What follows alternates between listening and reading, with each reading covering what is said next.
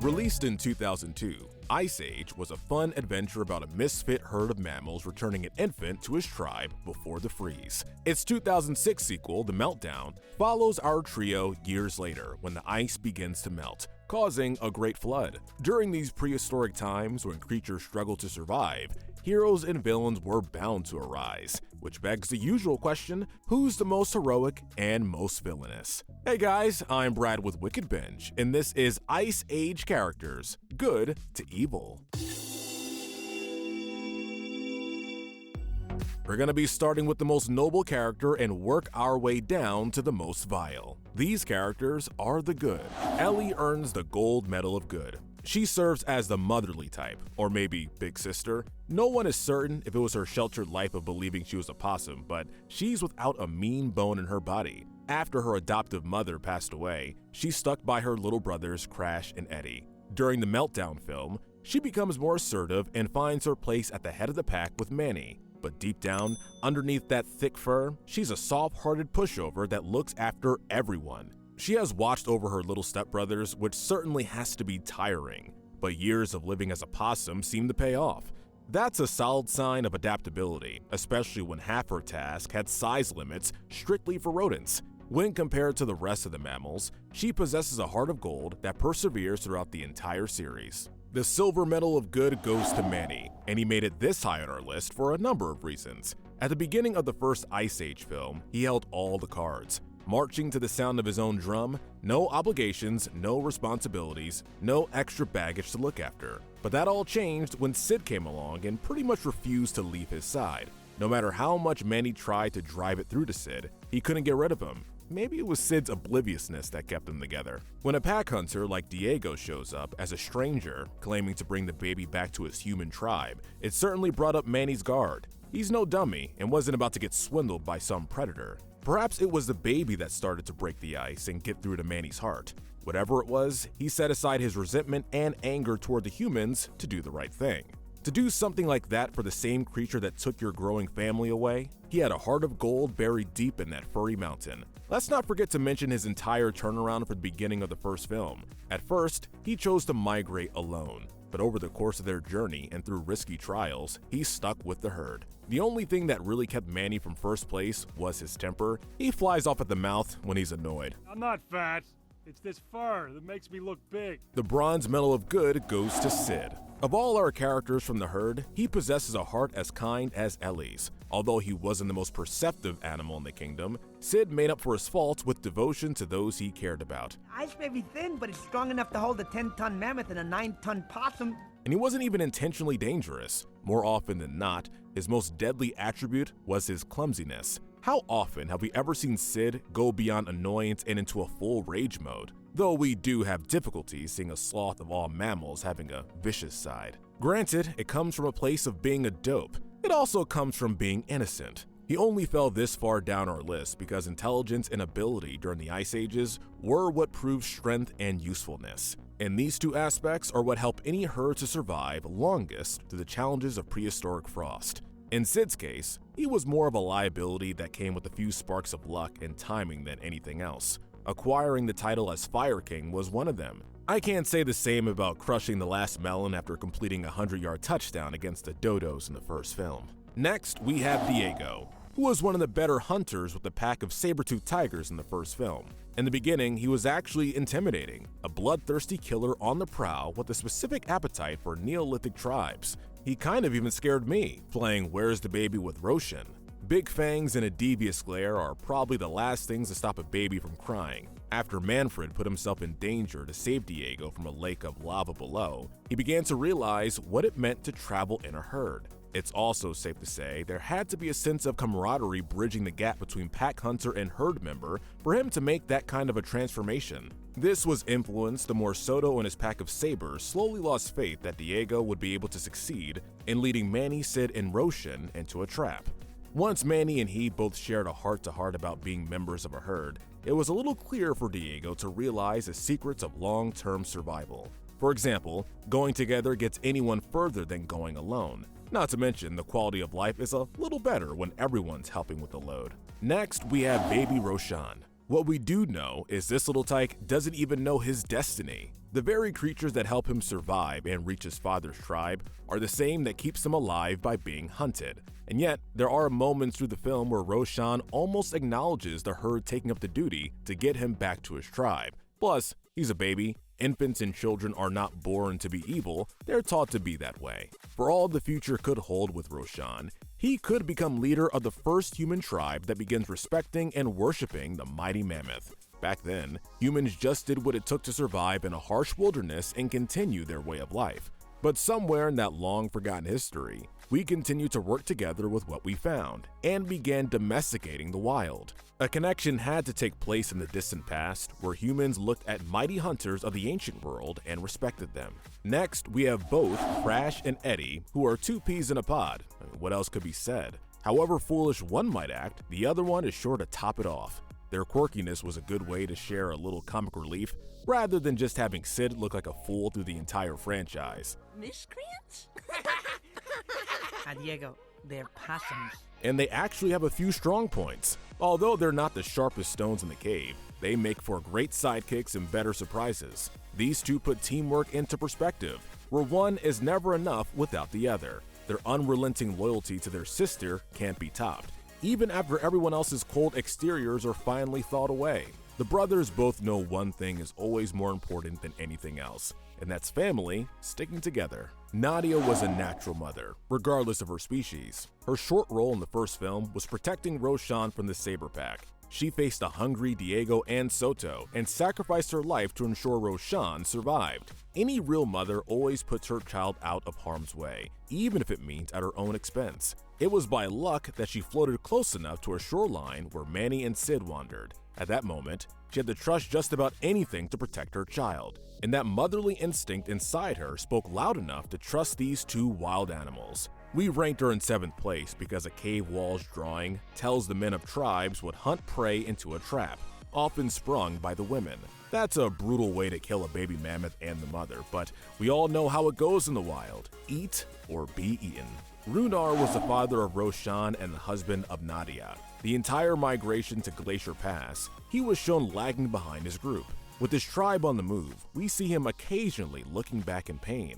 Somewhere under that stony face was also a heartbroken father. He has to fall so far on our list because if we cycle back to survival, all human tribes were trying to accomplish was outlasting a deep frost. Plus, who's to say that it wasn't his tribe to put Manny through so much pain and suffering? We can't gather much from him for a personality other than being a man of very few grunts or nods. In the end, we had to put him in last place for morally upright characters. With the good section completed, we now move into neutral territory. These characters fall in the morally gray area. We'll start with Scrat, who would have been further up the line if it weren't for his obsession with storing for the winter. I know, it's his natural drive. But he can't hide behind that when a saber-toothed predator can choose to suppress his own hunger for warm meat. Let's face facts, he only focused on one nut, maybe several nuts of the same flavor, but come on. Find a walnut or something. Give the trail mix some variety is all that I'm saying. It also wasn't his brightest moments to try burying his finds in some of the worst possible locations. Like an ice shelf in the midst of the globe's temperature rise is a terrible choice. This ultimately split the entire sheet and caused either traveling glaciers or a massive flood. Dab the dodo bird could have possibly been the least intelligent character. I mean, the genesis of his entire existence is named after their family description, completely dodo. Not to mention they were militant melon thieves obsessed with doomsday prepping. We all know how useful it turned out. The majority of their population didn't even go extinct from the big freeze. The whole flock practically died out before the first snowfall. Mixing in habitat loss and rising competition of predators, the odds did them no favors. Their hardiness of overpopulation was probably why they survived anything at all. Well, at least until the Dutch arrived. Carl and Frank just wanted to enjoy their last salad before the big frost in the first film, and the dandelion that garnished the entire dish was the cherry on top that was snatched away by an obnoxious Sid.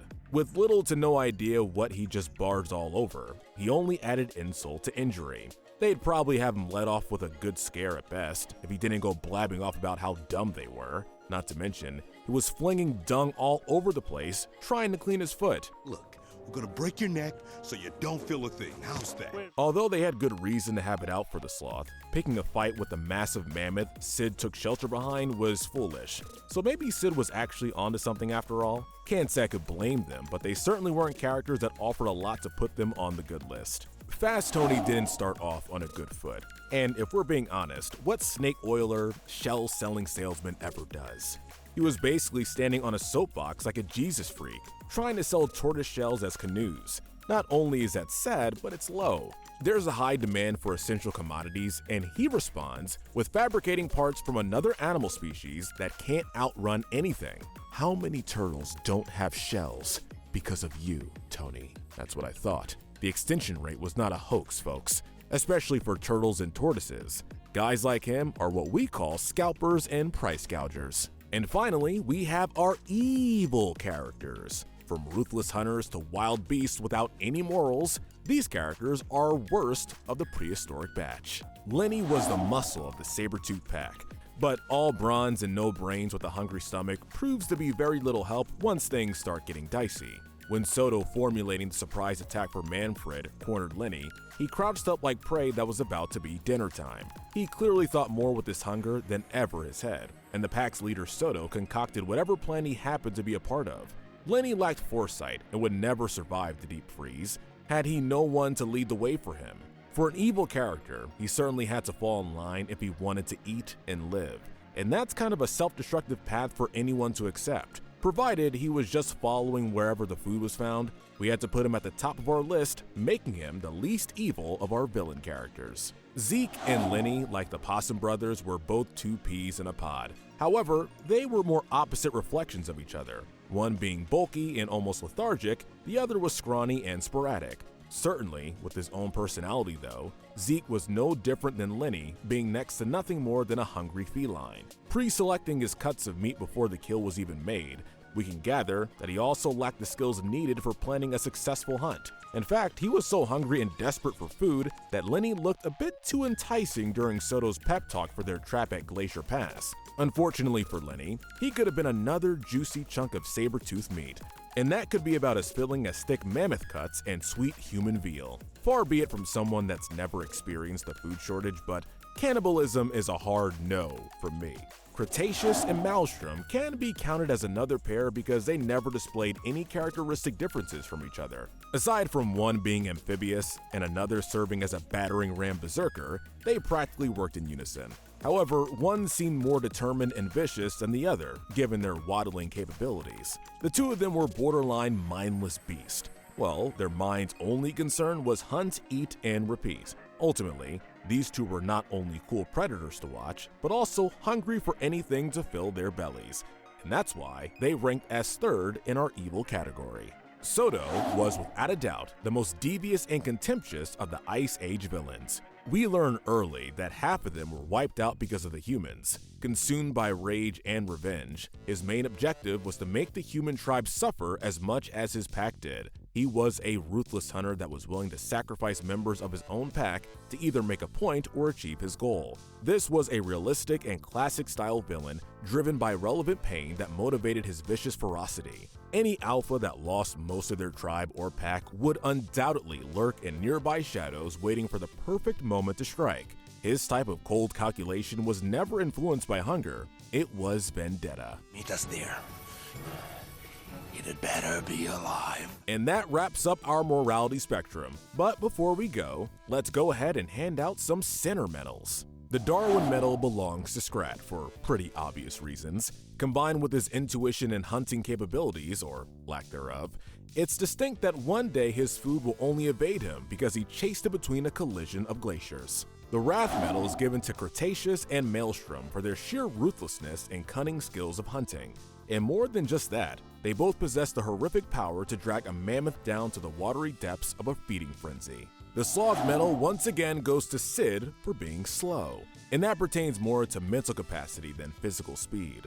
During these survivalist times of hunters and climate change, short-sightedness is as dangerous as being willfully foolish. The Greed Medal is taken by Fast Tony. While everyone is concerned with getting on the boat before the Great Flood, his focus was capitalizing to sell turtle shells. I mean, what was even the currency back then, besides berries and roots? The Gluttony Medal is given to Dab and the Dodo Birds. Forget how many melons they actually had, I can't imagine how many melons they lost during the gathering process before the herd even crossed paths with them.